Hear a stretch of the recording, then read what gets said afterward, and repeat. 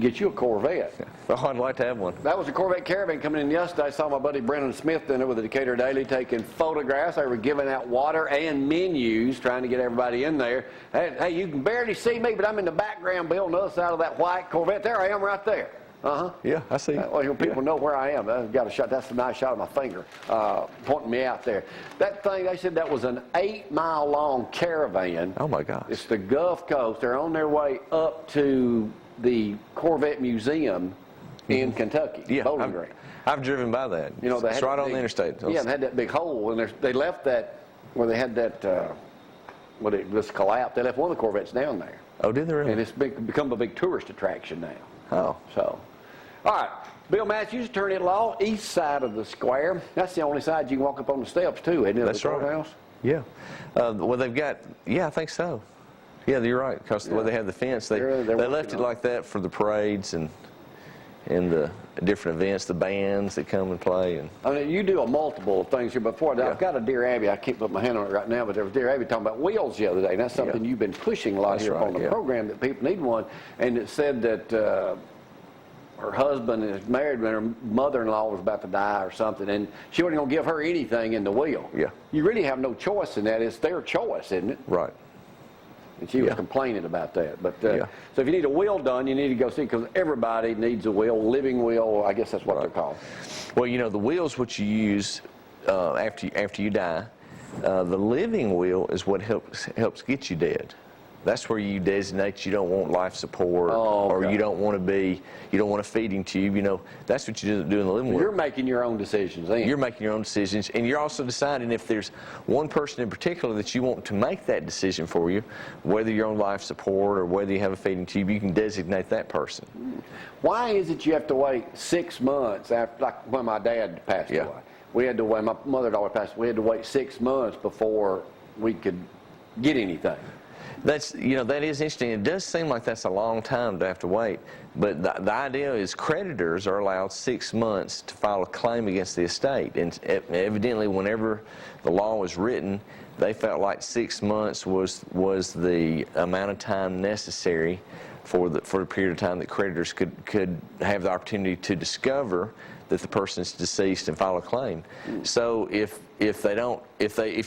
you probate the will and a creditor doesn't come forward, then they can't collect. Now, if you knew there was a creditor and you probated the will and you didn't notify that creditor, then the creditor still can come forward if you knew it, if you tried to hide it from them. All right. One other thing we were talking about in the break here, you do adoptions. Yeah. And what's happening in the country now with more grandparents having to raise their grandkids, is that something that they adopt and they come through you on? Yes. Yes, lots of people are now have children. You see, what you see the most of are step-parent adoptions.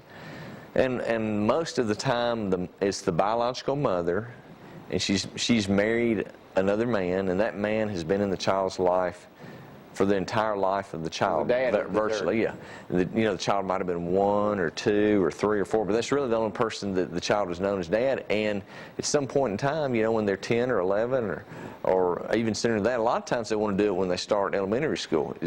Does the person that's doing the adoption realize, because if he divorces that mother, he's still responsible for that kid? Yeah, the thing about adoption that's so neat is this is where a father is actually choosing to become a father, and the father is becoming the legal father. And if they are divorced, the father would have to pay child support. But that's what's so neat about it. A lot of fathers become fathers and they didn't want to become fathers.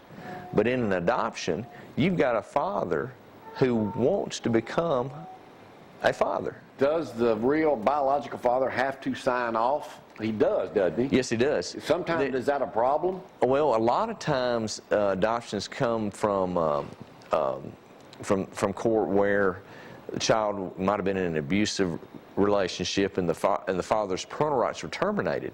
If parental rights have been terminated, he doesn't have to sign.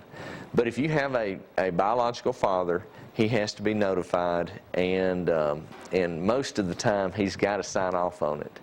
Now, a lot of times fathers will do it because they've been paying child support, and once the adoption takes place, they don't have to pay child support. Now there's no change in if they come back a couple years later. So I want my kid back. Right, they can't. No, once they've been properly notified, and you've gone through the proper parameters of everything you have to do, then they can't come back. How long a process is that if a guy just married somebody, maybe with a little one or two, and they want to adopt them? What's the process back? Charles Woods is our probate judge, and he does a really good job. And once I was almost there. Yeah, I know you were. You would have been a good one too. Thank you, Bill. But it doesn't take long at all. It's not a long drawn out thing whereas you think of like a divorce could go 9 months or a year before you finally get the divorce, because of all the different motions, and you have to have depositions, and you have to go through mediation. Well, an adoption's not like that at all. A lot of times we can file it and we can get it heard soon, within a month or 2 months. Most of the time I'd say that's what it is. All right, so you do wills, adoptions, divorces, closings. Right. Right. Real estate's my emphasis, and that's what I've always done the most of, and that's what I enjoy doing. But I also have a wide variety of things I do, which any lawyer in a small town pretty much has to do that. You headed down to the game this weekend? You already mentioned my son's got a big party. We went down for my daughter had a soccer game, and my son was happy to see us, but he didn't. I don't think he really cared. Well, this weekend I know he's not going to care for there because he's got everybody else coming. Yeah, I said, well, Bill Mathews, Bill up here with us on Thursdays right now. So and Shut Up may be returning before long. He's up in Alaska. Hey, I want to go back to some of that video yesterday. Almost 300 Corvettes came through. Floyd Johnson, our police chief, was behind them. We got them all in here safely, and then everybody was commending the mayor and everybody else. We got some video. We'll share it with you today and tomorrow. Joseph will be back with us tomorrow on Cruise In with the Mustang Man. Here's that video. We'll see y'all tomorrow.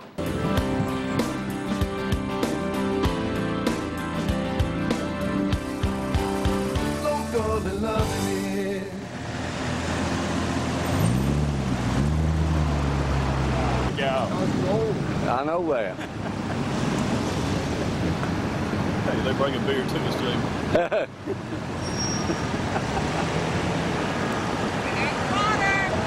Oh, water.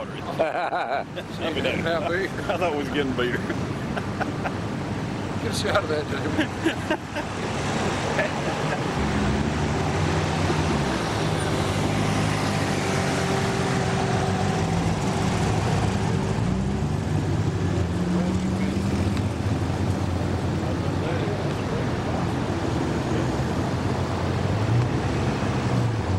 Somebody giving y'all the finger. Did you see that? Yeah. Need water? I haven't seen any real old ones. That's what I told him. I thought there would be some really old ones in it. I hadn't seen one either. You need water?